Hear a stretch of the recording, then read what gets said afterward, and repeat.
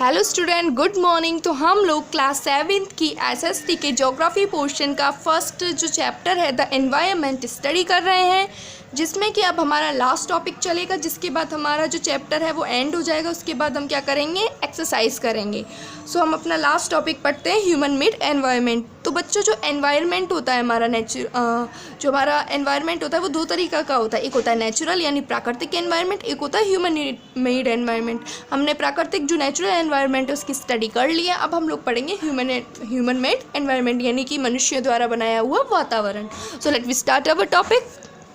The human-made environment is that which is created when human beings interact with the natural environment। यानी कि जो human-made मनुष्य द्वारा बनाया हुआ जो वातावरण है is that वो है जो कि create यानी कि बना है when जब जो human beings जो मनुष्य हैं वो interact यानी कि contact में आए किसके, natural प्राकृतिक हमारे वातावरण के।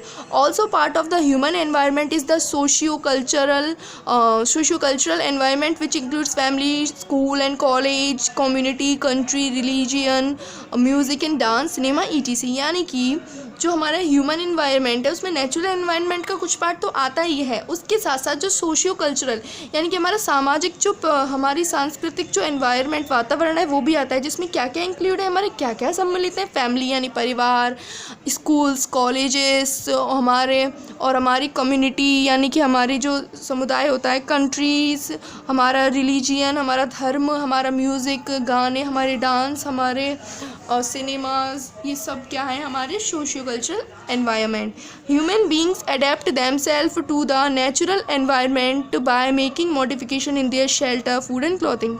जो ह्यूमन बींग्स हैं यानी हम मनुष्य लोग जो हैं उन्होंने खुद बनाया है क्या, नेचुरल एनवायरनमेंट को मॉडिफाई करके क्या बनाया, अपना ह्यूमन एनवायरनमेंट। और उन्होंने मॉडिफाई कैसे किया, अपने शेल्टर, फूड और क्लोथ यानी रोटी, कपड़ा, मकान में अपना मॉडिफिकेशन करके। कैसे, जैसे अब पहले जब अपन का नेचुरल एनवायरनमेंट होता था तो मनुष्य घास से बनी झोपड़ियों में रहते थे, पेड़ पौधों से बने खाना खाते थे और सिंपल सादे कपड़े पहनते थे, कॉटन वगैरह से निर्मित। लेकिन आजकल लोग पत्थरों से बने घर में रहते हैं, ईंटों से बने घर में रहते हैं। फूड यानी कि खाना भी वो पेड़ पौधों से नहीं मिलके उनके केमिकल्स में डूब के बनते हैं खाने आजकल। यानी कि बहुत सारे उसमें फूड प्रिजर्वेटिव्स और एडिशनल कलर वगैरह यूज़ करके खाने बनते हैं। यानी कि एनवायरनमेंट जो है वो मनुष्यों द्वारा बना लिया गया है।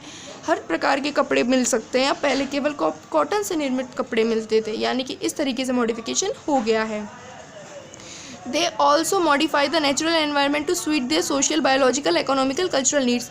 यानी कि जो मनुष्य हैं उन लोगों ने अपने जो प्राकृतिक एनवायरनमेंट है उसको सोशली यानी कि सामाजिक रूप से, जैविक रूप से, आर्थिक रूप से और सांस्कृतिक रूप से अपनी ज़रूरतों के हिसाब से बदल लिया है। People who live in hot, wet, coastal areas like Kerala and coastal Odisha traditionally eat rice and fish. जो लोग हैं जो कहाँ रहते हैं, गर्म और थोड़ी सी गीली जगहों पर, जैसे कि कोस्टल एरियाज़, गीले तटीय एरियाओं पर, जैसे कि केरल में और तटीय ओडिशा में, जो क्या है ट्रेडिशनली यानी वो अपने प्राकृतिक रूप से, अपनी संस्कृति के रूप से चावल और फिश खाते हैं। They also wear cotton clothes which keep them cool. ये लोग जो है कॉटन के कपड़े भी पहनते हैं ताकि ये ठंडे बने रहें, यानी कि इन्हें गर्मी ना लगे, इन्हें कूलनेस प्रोवाइड होती रहे। और ये रहते हैं कैसे घरों में, जिनकी स्लोपिंग रूफ होती है यानी कि ढलान वाली छतें होती हैं, जिससे कि रेन जो है वो आसानी से साफ़ हो सके, यानी कि पानी आए तो आसानी से बह सके, रुके नहीं। और जो लोग आइस में रहते हैं यानी कि people who lived in the icy reaches of Ladakh wear woollen clothes and traditionally eat food based on barley and wheat.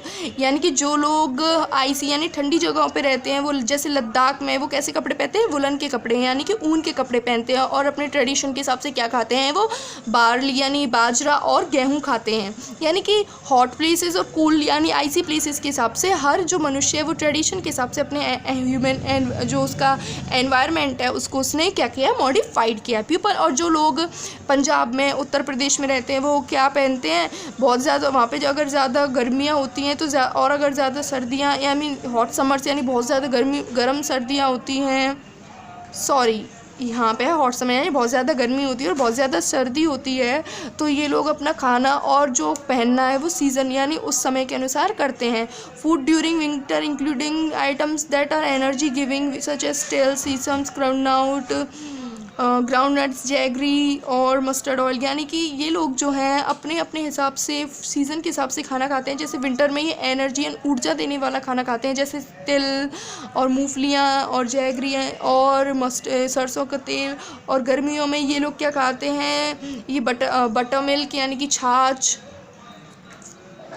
गर्मियों में ये लोग बटर मिल्क, छाछ, वाटरमेलन्स यानी कि हमारे तरबूज, कुकुम्बर, खीरे आदि खाते हैं। Peoples thus are able to protect themself from extreme hot and cold condition और strike a balance with the environment biological, यानी कि जो मनुष्य हैं वो ठंडी और सर्दी यानी कि सर्दियों में और गर्मियों में अपने आप को बैलेंस रखने के लिए एनवायरनमेंट को बायोलॉजिकल रूप से मॉडिफाइड करते रहते हैं, यानी कि उसमें बदलाव करते रहते हैं। Humans also change their environment to suit their needs, जो लोग हैं उन्होंने अपने एनवायरनमेंट को रहने के हिसाब से भी बदल लिया है। The early humans slept on trees and caves and forget for their food, यानी कि जो पुराने ज़माने के लोग होते थे वो पेड़ों पर सोते थे, गुफाओं में रहते थे और खाने के लिए पेड़ों के ऊपर निर्भर करते थे और घूमते रहते थे। जबकि with the passage of time, समय के बीतने के साथ साथ जो लोग हैं वो शुरू हो गए चेंज करना नेचुरल एनवायरनमेंट, यानी कि जो प्राकृतिक जो वातावरण है उसको बदलने लग गए हैं। और बहुत सारी नई जो वेरिएड स्किल्स यानी कि बहुत सारी नई स्किल्स के साथ विद द हेल्प उनकी मदद से और टेक्नोलॉजीज़ की मदद से एनवायरनमेंट में चेंज करने लग गए। दे स्टार्टेड बिल्डिंग हाउस, अब वो रहने के लिए अपने लिए खुद बिल्डिंग बनाते हैं, घर बनाते हैं। अब वो पहले की तरह गुफाओं में नहीं रहते, बड़े बड़े घरों में रहते हैं। और उन्होंने मिनरल्स की और मशीन्स की यानी कि खनिजों की और मशीनों की जो है खोज कर ली है। और जो ग्रोइंग पॉपुलेशन है, increase demand for goods result in rapid industrialisation mass production, यानी कि चीज़ों के उसके डिमांड के अनुसार जो इंडस्ट्री हैं और जो सामान का प्रोडक्शन है उसकी पॉपुलेशन यानी कि उसकी भी ग्रोथ हो रही है।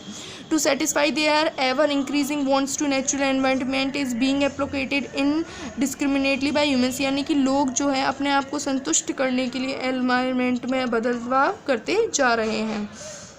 This is leading to environmental degradation, ये जो है एनवायरनमेंट में ये जो मॉडिफिकेशन करते जा रहे हैं इसकी वजह से जो हमारा एनवायरनमेंट वातावरण है उसका ख़त्म होने का यानी कि उसका बर्बाद होने का खतरा भी बढ़ रहा है। Environmental degradation is the process by which the environment is increasingly populated, exploited and destroyed. Environment degradation का मतलब होता है वो प्रोसेस, वो प्रक्रिया जिसके द्वारा जो हमारा वातावरण है उसमें पॉपुलेशन बढ़ रही है और जो है वो जो उसके आसपास का सामान है उसका जो प्रकृति है वो डिस्ट्रॉय होती जा रही है। अमेजन के जो फॉरेस्ट है उनको काटा जा रहा है तेज़ी से, लार्ज एरिया जो है फॉरेस्ट का जो है वो काटा जा रहा है। टिम्बर्स यानी कि हमारी जो भी फर्नीचर होता है उसकी लकड़ियों को कहते हैं हम टिम्बर, उनके लिए कल्टीवेशन या रहने के कल्टीवेशन एग्रीकल्चर वगैरह के लिए सेटलमेंट अपने रख रखाव के लिए जो है सभी जंगलों को काटा जा रहा है। After completing the lesson Swati asked the teacher who are environmentalist, they are people who try to address environment issues, replied the teacher। इस पूरे वाक्य जो था इसमें ये क्या हो रहा था, अब तक हमारा स्वाति एक बच्चे अपने टीचर से क्वेश्चन पूछ रही थी, उस क्वेश्चन का आंसर मैम ने उसको चैप्टर पढ़ा के दिया था। अब चैप्टर ख़त्म हो गया है, जिसके बाद जो स्वाति है उसने टीचर से पूछा है कि मैम एनवायरनमेंट तो मुझे समझ में आ गया लेकिन एनवायरमेंटलिस्ट से कौन होते हैं। तो टीचर ने बताया जो एनवायरनमेंट को बचाते हैं, उनकी मदद करते हैं एनवायरनमेंट की उसके रखरखाव को बनाए रखने को, उसको कहते हैं हम एनवायरमेंटलिस्ट। तो यहाँ पे हमारा ये टॉपिक ख़त्म होता है, यहाँ पे हमारा चैप्टर भी ख़त्म होता है। अब हम नेक्स्ट वीडियो में क्या करेंगे, इसकी एक्सरसाइज करेंगे।